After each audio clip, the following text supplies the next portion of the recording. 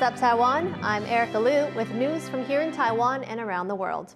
Taiwan placed its countryside landscape center stage at this year's Venice Architecture Biennial. The designer of the Taiwan exhibition used the space to best show off the team's work. 用一个比较大张的桌子，然后它像是一条很漂亮的极简的水平线飘在这个展场当中，去贯穿整个动线，所以每一个小房间都被我们贯穿起来，然后变成是一个流动的状态。Curator Zheng Wei says in previous years, Taiwan's display focused on elite architects. But this year, the spotlight is on work done by students. This is also the first year that 5 schools teamed up to create Taiwan's display. This is the 18th Venice Architecture Biennial. The theme this year is the Laboratory of the Future. 40 medals for 32 dancers. Team Taiwan bellied up to the bar at this year's International Belly Dancing Competition in Seoul. It's the first time Taiwan has fielded a team this big with young and old male and female dancers. Jeremy Olivier has this story. Brightly colored costumes and lively music keep this audience mesmerized. This is the Live FID International Belly Dancing Competition. But it's not in Egypt, the birthplace of the flashy performance art. Rather, this contest takes place in the South Korean capital of Seoul. This year, Taiwan sent a team of 32 belly dancers to compete in the event. It's the first since the COVID-19 pandemic started. The team shook the competition, walking away with 15 golds, 17 silvers, 8 bronzes, and 13 honorable mentions. For the dancers, this was the payoff for all their hard work during the pandemic closures. 其实疫情这几年，我想大家的心情可能都有一点比较低潮一点了哈。但是在疫情这个时候，我觉得应该就是更应该好好准备的时候，因为机会其实就是给平常就准备好的人。Belly dance started catching on in Taiwan in the mid-2000s. It was seen as a healthy form of exercise, and one that brought together elements of different cultures. The bar for entry is low. And though many who enjoy belly dancing are women, it's not limited to any gender. And as dancer Wu Yishi says, age doesn't mean a thing. 其实我已经是老年族了，我60岁了，会，因为我60岁，我两个孙子了，然后我就想说，等到这2只腿跳不动。The pandemic halted the competition for 3 years, but with more medals than dancers, Team Taiwan has shown that good things can come to those who wait. Eason Chen and Jeremy Olivier for TaiwanPlus. The international media often portrays Taiwan as a hotspot for regional tension. Today, Andrew Ryan travels to the outlying islands of Matsu, just off the shore of China, to find out how it's also a budding hotspot for tourism. A secret underground waterway for military ships, a creative coffee that tastes like a strong local liquor called gaoliang, and a glow-in-the-dark phenomenon that could give the Northern Lights a run for its money. These are just some of the things you'll find in the outlying islands of Matsu.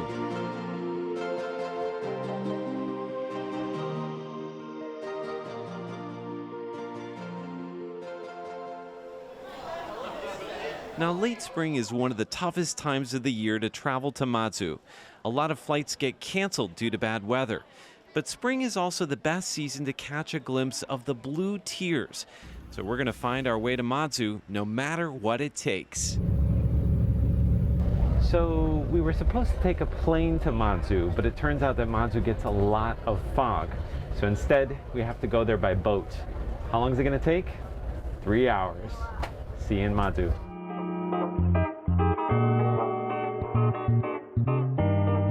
The official name of Matsu is Lianjiang County.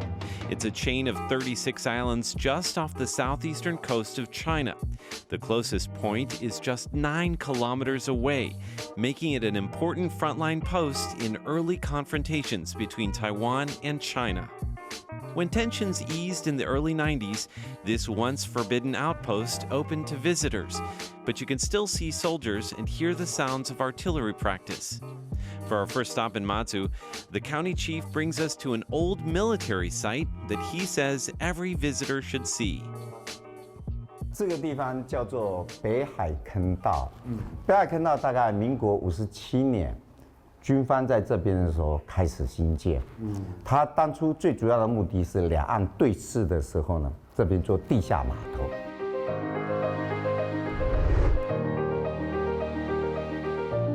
It took nearly 3 years to create this 640-meter waterway.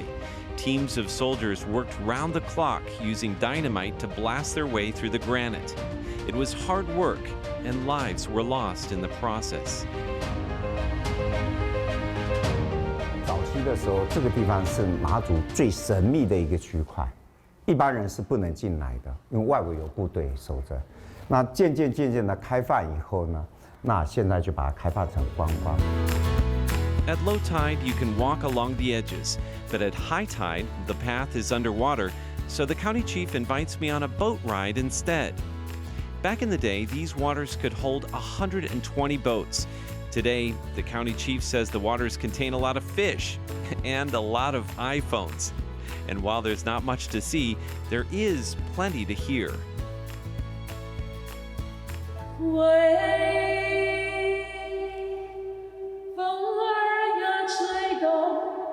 船筏船儿呀吹风荡漾。这个辅音句好棒哦，好棒哈，很像威尼斯，哎，就是威尼斯没有我们漂亮。有没有？ Now, the gondoliers in Matsu don't usually sing, but you can catch a proper concert in these tunnels, and that's just one of the creative ways that Matsu is moving beyond its military past. Alex Chen, Devin Tsai, Peachy Drong, and Andrew Ryan for TaiwanPlus. Coming up in part 2, we visit one of the tallest Matsu statues in the world to find out what the goddess of the sea has to do with these islands. Plus, further ahead in our series, will we find what we came here to see? Around the world, biodiversity loss is accelerating at a rapid pace. In Taiwan, one of the most biodiverse places on Earth, authorities are trying to protect it by putting a monetary value on nature. Sally Jensen reports.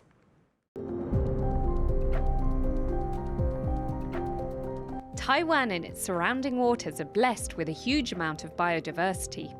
The island has a species-to-land area ratio 150 times the world average. It already protects a massive 30% of its nature. And now, the Forestry Research Institute has valued those nature reserves at around $2 billion. This takes into account the ecological and biological benefits of Taiwan's abundant forests. 保育之外，它还有包括环境的啦、水土保持啊，还包括一些水土涵养。But its value could be even higher if other social benefits are taken into account. 社会价值啊，包括像我们现在谈森林疗愈谈油气、谈休闲。Some environmentalists hope that putting a price on Taiwan's nature will help its continued preservation. They say it is the only way to make destructive industries pay for the damage they create. 森林的开发或是生物多样性的损失，它会造成的就是不管是微气候，或者是水源涵养，或者是国土保安这类的灾难的这些部分。如果这个价值算出来之后，其实业者就应该要投入相等的价值来做这个生物多样性的基本的维持。But the Forestry Research Institute also says it's difficult to put a price on the full value of wildlife and the ecology.